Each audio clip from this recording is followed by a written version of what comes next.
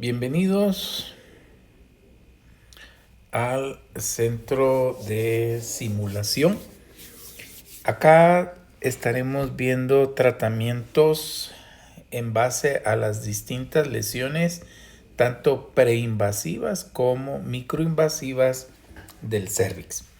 Nuestro planteamiento es saber de los casos más frecuentes en las clínicas de colposcopía.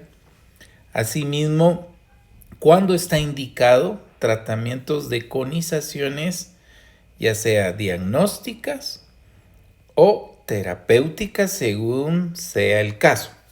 Vamos a plantear algunos casos frecuentes y discutiremos cuáles podrían ser las indicaciones para tratamientos, ya sea por crioterapia o conizaciones.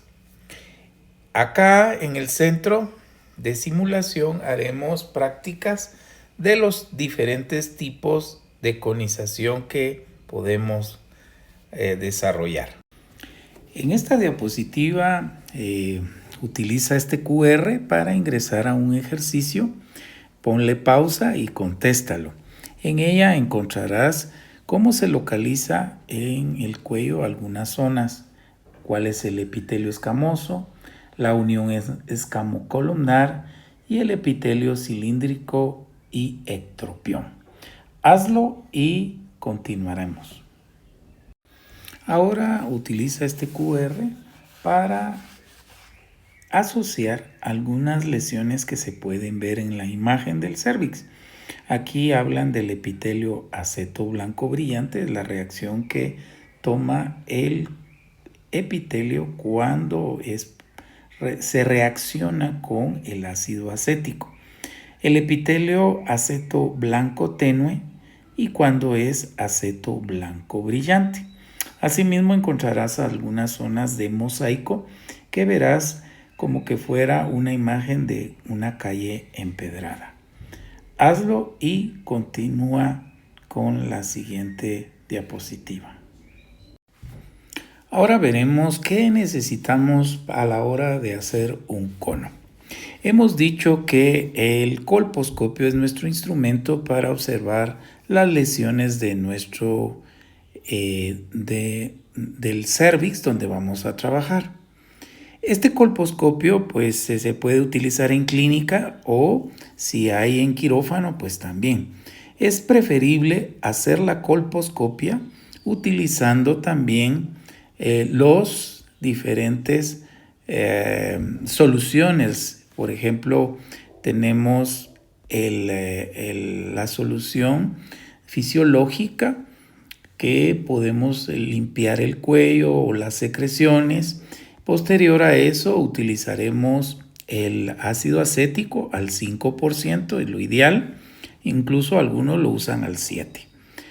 Posterior a ver en el cuello lesiones que puedan visualizarse al aplicar el acético, nosotros después utilizaremos el UGOL porque nos delimita la extensión de la lesión que vamos a tratar de resecarla o quitarla.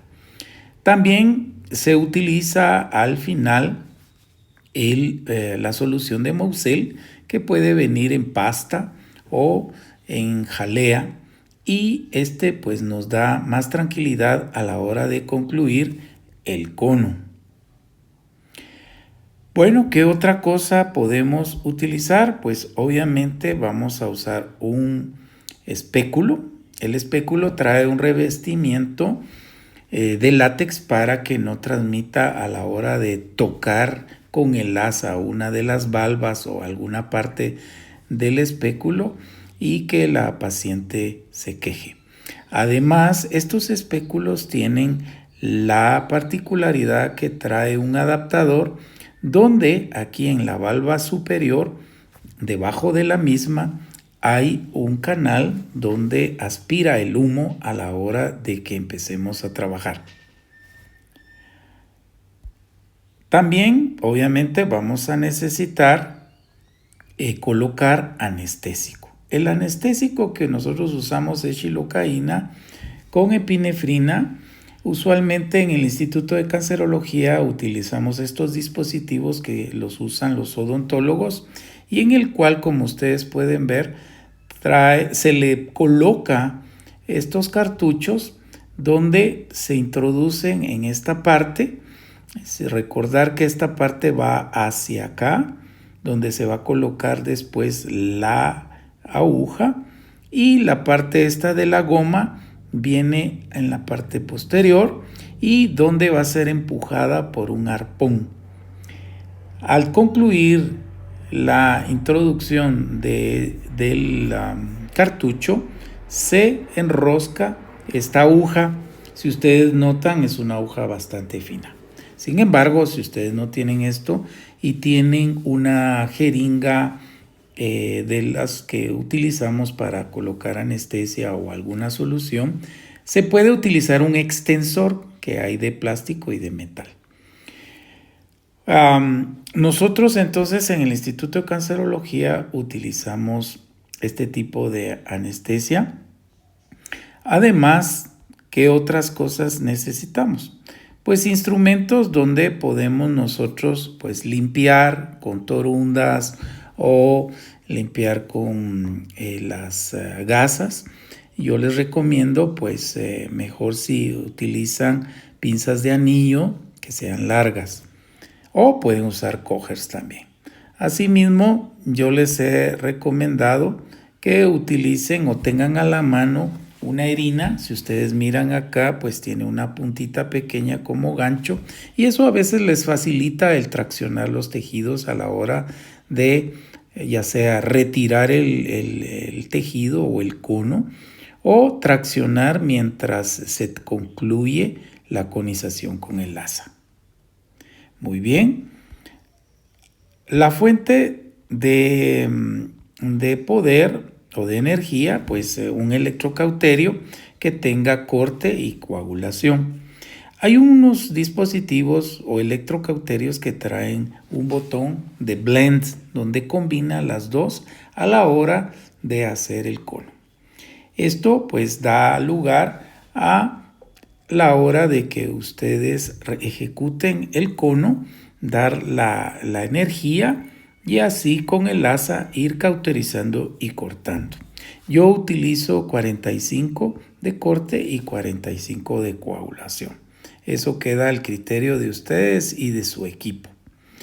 Finalmente, nosotros debemos de tener diferentes tipos de asas que se van a adaptar a lo que nosotros requiramos con el corte o la extensión que deseamos.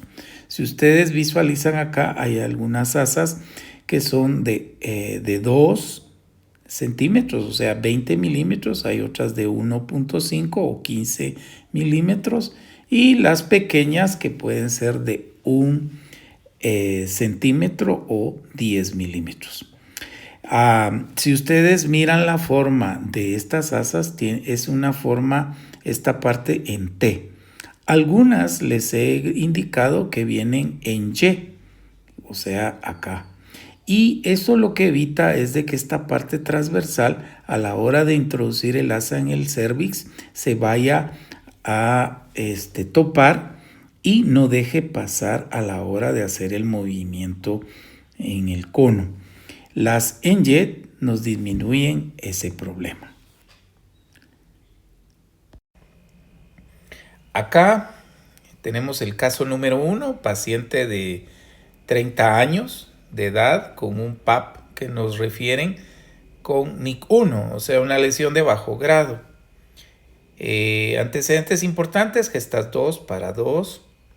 A la colposcopia se le efectuaron 2 biopsias. La consideramos como poco significativa. Es decir, creemos que puede haber una lesión de bajo grado. La colposcopia por sí no es diagnóstica, solo es una impresión y se confirman con las biopsias. El resultado de las biopsias salió NIC1 más condiloma. El NIC1 es considerado entonces una lesión de bajo grado. Ustedes pueden ver acá en esta imagen el cérvix. Hay que procurar que el cervix quede bien enfrente visual, colocar adecuadamente el espéculo, colocar el ácido acético. Nosotros usamos al 5%, lo podemos dejar con una torunda al 5% por unos 15 a 20 segundos. Tratar de ser gentil a la hora de aplicar, porque si se hace con un frote muy duro puede causar hemorragia. En esta imagen podemos ver que aquí hay una lesión blanca, brillante, tal vez de un tono aquí más tenue. Esto está más fuerte. Me imagino que de ahí se tomaron las biopsias y sale una lesión de bajo grado. Tratamiento: en el caso de una paciente de 30 años, se le puede ofrecer una criocauterización. Caso número 2, paciente de 30 años con un PAP NIC3, que es considerado una lesión de alto grado, gestas 2, paras 2. A la colposcopia se le tomaron 2 biopsias. Consideramos que son significativas y eso es decir que creemos que puede haber una lesión intraepitelial de alto grado. El resultado de la biopsia nos sale una lesión de bajo grado, un NIC1 condiloma. Vamos a aumentar un poco la imagen para hacerlo más demostrativo y ustedes pueden observar que aquí hay epitelio acético positivo. Hay varios tonos, aquí hay uno más blanco, aquí está un poquito más tenue. Y si ustedes observan esta área que está acá, podemos ver una imagen de mosaico. Asemeja a una calle empedrada. Igual acá pueden observar. Si ustedes ven, esta es un poquito menos gruesa que esta, que es más gruesa, más separada. Por eso me imagino que se consideró que es una lesión que correspondía a una lesión de alto grado, es decir, que yo la doy por una lesión de alto grado significativa. Y en este caso podemos decir que trajo un PAP con lesión de alto grado y a la biopsia tenemos una de bajo grado. Eso se considera una disociación citohistológica. Y por supuesto también nosotros tenemos ahí una apreciación que podría ser una lesión de alto grado. En estos casos, cuando hay una disociación citohistológica, donde la citología me da más y la biopsia me da menos, esto se debe considerar hacer un cono diagnóstico para establecer el verdadero diagnóstico. Veamos el caso número 3, una paciente de 50 años, gestas 3, para 2, un aborto, con un papá Nicolau que trae lesión de alto grado. A la colposcopia nosotros decimos que es insatisfactoria debido a que no se observa la unión escamocolumnar. Es una paciente ya con considerable atrofia y en la biopsia del cervix sale una cervicitis, mientras que un legrado endocervical sale un NIC2.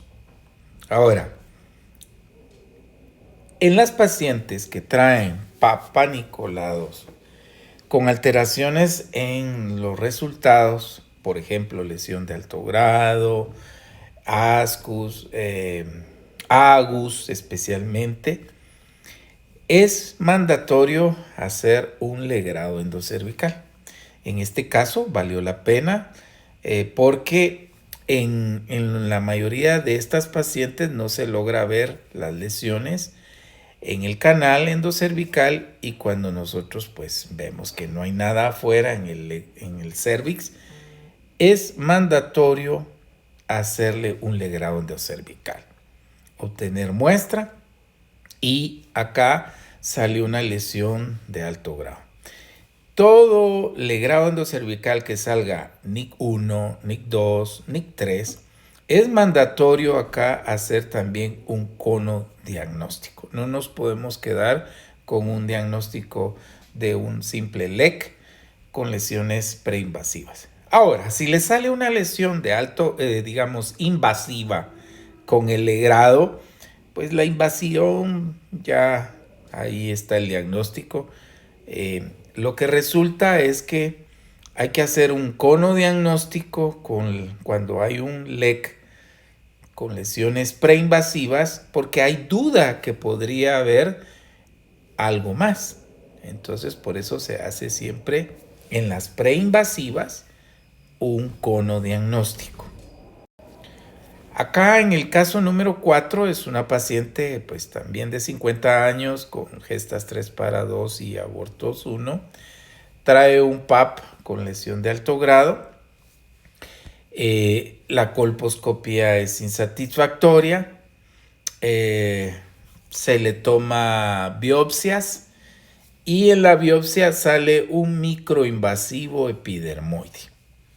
Ustedes pueden ver en esta imagen de acá, hay unos vasos acá que pueden semejarse, por ejemplo, a este, ¿verdad? Hay otros por acá tortuosos, otros por acá como enganchito o aretes, por ejemplo esta, por acá.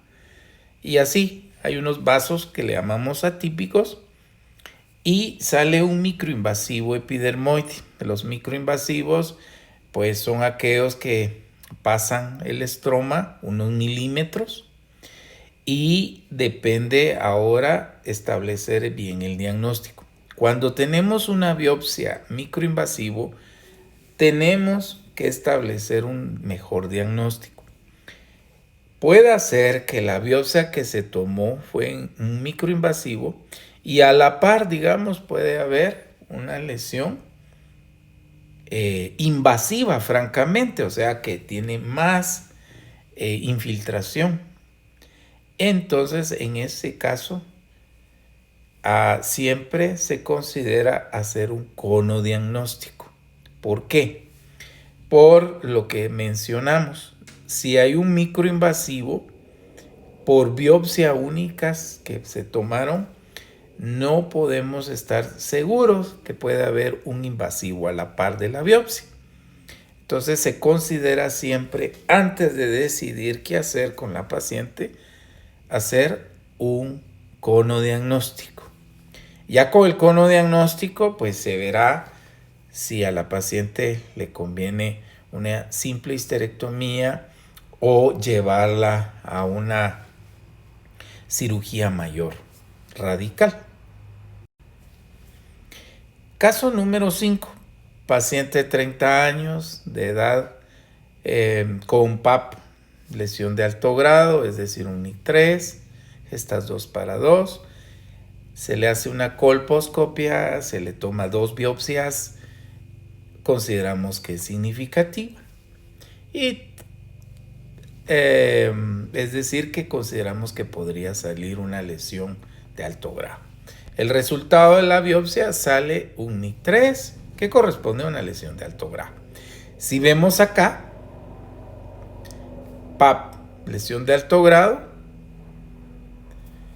biopsia, lesión de alto grado, es decir, corresponde.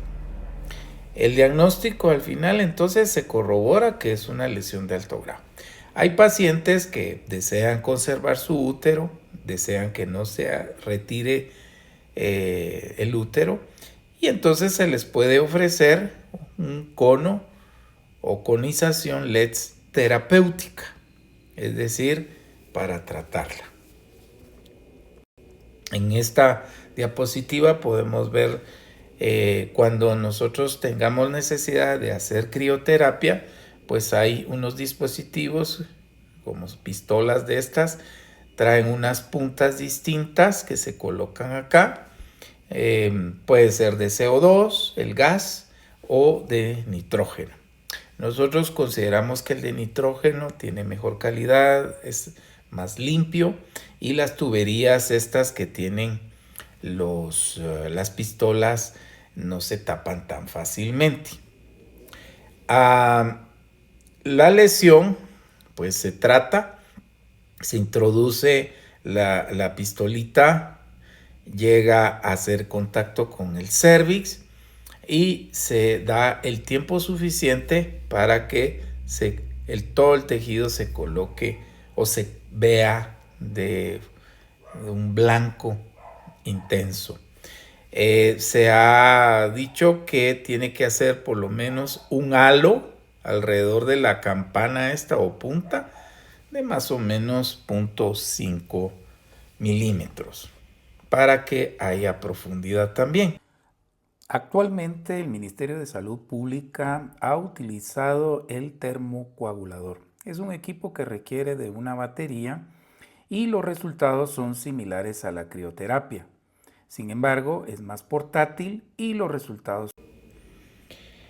Una de las preocupaciones al hacer una conización es, por ejemplo, al efectuar el cono, dejar bordes positivos, es decir, que todavía haya enfermedad.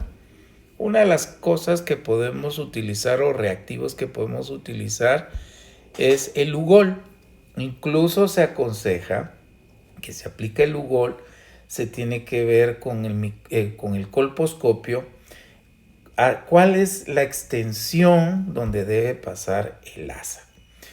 En algunas ocasiones es una extensión muy grande que se tiene que hacer en diferentes pasos. Por ejemplo, en este paso se obtiene la mayoría de la lesión, pero en estas que quedaron acá, pues con una más chiquita se puede quitar estas zonas y así evitar que se deje una enfermedad residual. Aparte del Lugol, que nos puede delimitar cuál es el área que vamos a proceder a quitar con el asa electroquirúrgica, está la visión colposcópica previamente a realizar el cono. La visión colposcópica nos delimitará dónde está la enfermedad, cuáles son los límites que tenemos que tener y cómo va a ser nuestra técnica para pasar el asa sobre el cuello. Entonces, hay estudios que dicen que el Lugol asociado a una visión colposcópica en el cervix nos disminuye la residualidad de la enfermedad en el cono. A continuación les presentaré una técnica que utiliza una asa en vela o en triángulo. Aquí estamos viendo cómo se está infiltrando la anestesia local en el cervix. Empieza, pues, en este caso, nosotros lo hacemos a las 12, a las 3, 6 y 9. De ahí rellenamos los espacios, estos que queden entre cada una de los cuadrantes, y en algunas ocasiones reforzamos el canal endocervical. Aquí pueden ustedes visualizar cómo va a ser el giro que va a dar esta asa y prácticamente va a cubrir la circunferencia. Tiene un grado de dificultad al ir girando el asa. Como ustedes pueden ver, ahí concluye los 360 grados. Acá está el endocervix, utiliza una asa pequeña que es para el canal endocervical. Tiene que cubrir el canal endocervical. Una de las cosas que hemos remarcado es de que sea despacio para que no sangre mucho el tejido. Aquí se retiró el endocervix, queda libre. Ustedes pueden ver que todavía hay áreas sangrando. Utilizan una bola ya con el cauterizador y prácticamente van dejando ya cauterizadas las áreas estas que están sangrando. Yo les he recomendado que al finalizar esta práctica de cauterizar los puntos sangrantes, después le den un paso general a todo el cérvix, cuidando de que el endocervix no sufra esa cauterización. Acá pues están poniendo el Moselle, y el Moselle pues nos ayuda a también mantener la hemostasia, la coagulación. Hay que recordar que el efecto de la xilocaína o la lidocaína con la epinefrina va a pasar. Entonces es bueno dejar lo más cauterizado posible.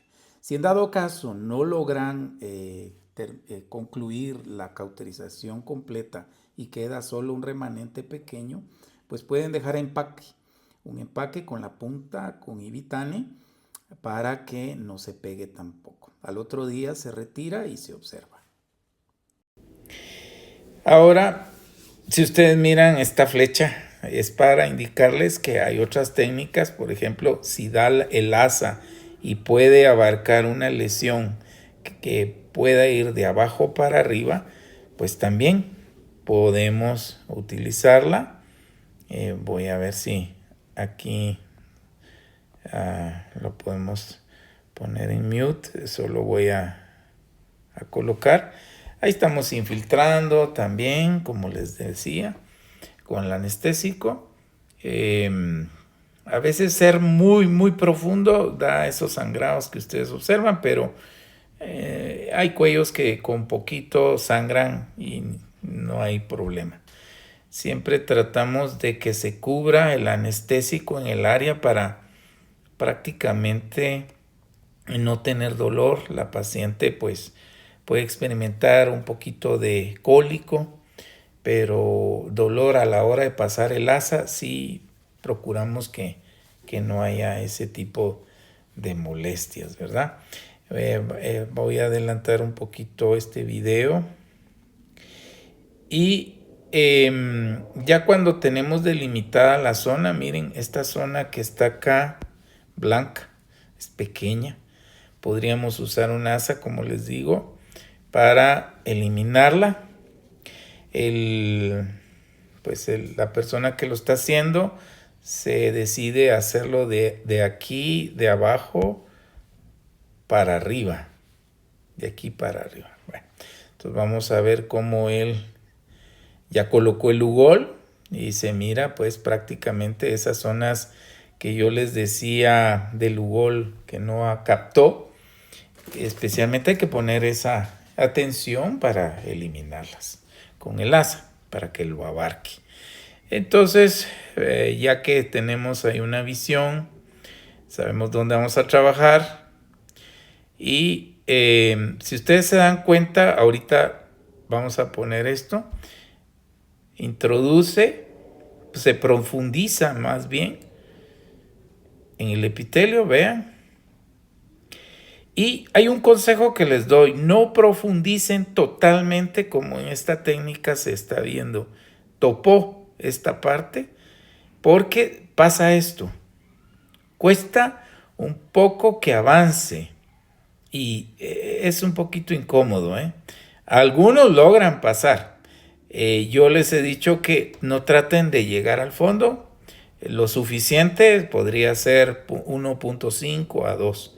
Las asas son grandes, pero esta parte sí no conviene.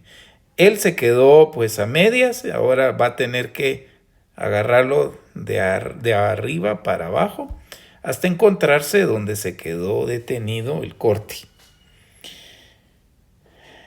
Ahí está, ya tenemos la zona, aquí está el cono y posterior a esto pues ya puede cauterizar los puntos que están todavía activos o hemorrágicos. Nosotros tenemos que marcar el labio anterior. Puede hacerse una marquita con el asa misma para orientar al patólogo dónde está el labio anterior y el posterior. Aquí yo siempre les he dicho que la velocidad cuando pasen el asa debe ser no muy rápido para que evite que quede sangrando mucho la pieza o el resto del cervix más bien. Tiene que ser un paso despacio, pero continuo, no detenerse. Entonces, ¿eso qué le va a dar tiempo? A que el asa haga su función de corte y asimismo de coagulación. ¿Ok? Entonces ahí están cauterizando y pues tener cuidado, hemos dicho, en el endocervix de no dejar muy cauterizada esa parte porque sí nos da problemas de que puede haber una obstrucción o una cicatrización que haga una estenosis muy severa. Hay veces que nosotros nos enfrentamos a una imagen de estas colocando el Lugol y nosotros siempre con el colposcopio vemos la zona que vamos a trabajar. Tenemos nuestro tamaño de una asa y ustedes comparen qué pasaría si pasan, digamos, de aquí para acá. Lo más seguro es que dejemos zonas todavía no cubiertas. Entonces, lo que debemos de hacer es en 2 tiempos o 2 pasos. Acá, en esta dirección, o si ustedes prefieren de derecha a izquierda, pues también. Ahí depende de la comodidad de ustedes. Primero abajo y después arriba. ¿Por qué primero abajo? Porque si sangra no dificulta la visibilidad después en hacer el siguiente paso arriba. Algunos lo que hacemos es pues trabajar abajo y cauterizamos y nos ponemos a trabajar arriba. O algunos lo que hacen es trabajar abajo de una vez y se ponen a la siguiente. Sí es necesario que ustedes, en este caso, en un frasco aparte pongan esta parte del labio posterior y en otro frasco el labio anterior. Pueden poner frasco número 1, labio posterior, frasco número 2, labio anterior, porque ahí sí tenemos que explicarle al patólogo que tuvimos que hacer un cono en 2 tiempos. Finalmente quiero que veamos una técnica que elabora el doctor Miguel Ángel Echeverría en el Instituto Nacional de Cancerología. Si ustedes observan acá, él está colocando el anestésico en los puntos que hemos indicado y la técnica es un poco más compleja, es laboriosa, pero incluye más tejido. Incluso el cervix y endocervix es más amplio el corte en estos casos. El doctor Echeverría pues tiene mucha experiencia en estas actividades y ustedes van a ver cómo después de colocar el anestésico le echa el Lugol y delimita el área de trabajo. La técnica se llama detallado y ustedes van a ver que con una asa él va a marcar toda la circunferencia que la va a ir quitando poco a poco. Observamos acá y él con el asa va a ir marcando, como les dije, los límites, haciendo una circunferencia prácticamente donde él, posterior a esta marca, va con una asa pequeña a quitarlo. Él marcó el labio anterior para que el patólogo tenga el punto de referencia del cono. Posterior a esto, nosotros vamos a ver que con la herina está traccionando uno de los bordes y con una asa más pequeña de 1 centímetro está profundizando en el corte y la misma cauterización. Como les he repetido, esta técnica es bastante laboriosa. Incluso abarca mucha zona del tejido cervical. Aquí vemos cómo va ahora hacia el labio posterior y lo va haciendo incluso llegando hasta el canal endocervical. Aquí vemos en el labio anterior igual, siempre traccionando con la herina el tejido.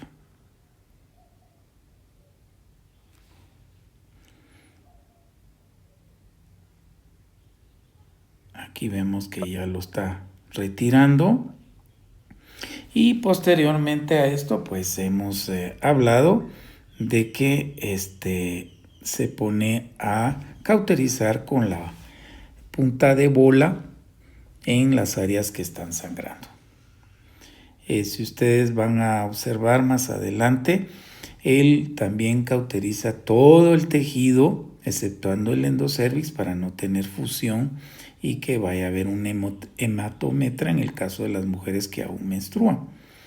Entonces, siempre es bueno y recomendable primero cauterizar los puntos sangrantes a priori y posteriormente darle un paso a todo el tejido.